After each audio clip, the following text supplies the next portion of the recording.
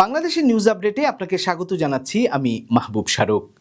মধ্যপ্রাচ্য যুদ্ধ শুরু হওয়ার 10 দিনের মাথায় সোমবার 27,000 টন ডিজেল নিয়ে চট্টগ্রাম বন্দরের জলসীমায় পৌঁছেছে একটি ট্যাঙ্কার। এক সপ্তাহের মধ্যে আসবে আরও 4টি। এসব ট্যাঙ্কারে 1,47,205 টন ডিজেল রয়েছে। এমন এক সময় বন্দরে ডিজেলের চালান আসার খবর পাওয়া গেল যখন আতঙ্কে কেনাকাটার কারণে ডিজেলের চাহিদা বেড়ে গেছে। এই পরিস্থিতিতে মজুদ ঠিক রাখতে সরবরাহ কমিয়ে রেখেছে সরকার। ইরান ইসরায়েল যুদ্ধে নিহত দুবাই প্রবাসী আহমেদ আলীর মরদেহ সিলেটে পৌঁছেছে।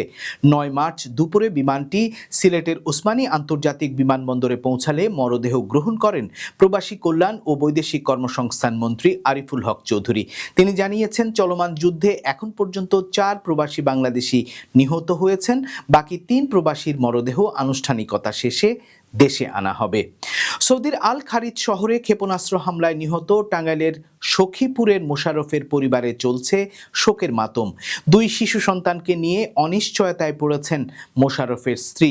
ভালো রোজগারের আশায় কয়েক বছর আগে সৌদি আরবে গিয়েছিলেন মোশাররফ। যুদ্ধ কেড়ে নিল তার জীবন। অসহায় পরিবারটি দ্রুত মরদেহ ফিরিয়ে আনার দাবি জানিয়েছে।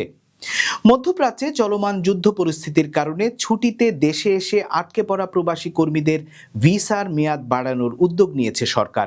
এ বিষয়ে প্রয়োজনীয় ব্যবস্থা নিতে পররাষ্ট্র মন্ত্রণালয়কে বিশেষ অনুরোধ জানিয়েছে প্রবাসী কল্যাণ ও বৈদেশিক কর্মসংস্থান মন্ত্রণালয়।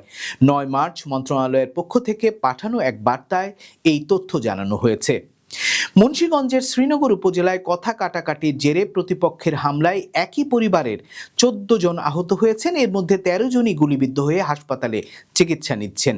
এলাকায় প্রভাব বিস্তারকে কেন্দ্র করে কথা কাটাকাটি রূপ নেয় হাতাহাতিতে। পরে এলাকার একজন প্রভাবশালী তার বৈধ একনলা বন্দুক দিয়ে গুলি করলে 13 জন গুলিবিদ্ধ হন। রোববার রাতে উপজেলার শ্রীনগরের রুদ্রপাড়া গ্রামে এই ঘটনা ঘটে। এই ছিল আজকের বাংলাদেশের নিউজ আপডেট। আল্লাহ হাফেজ।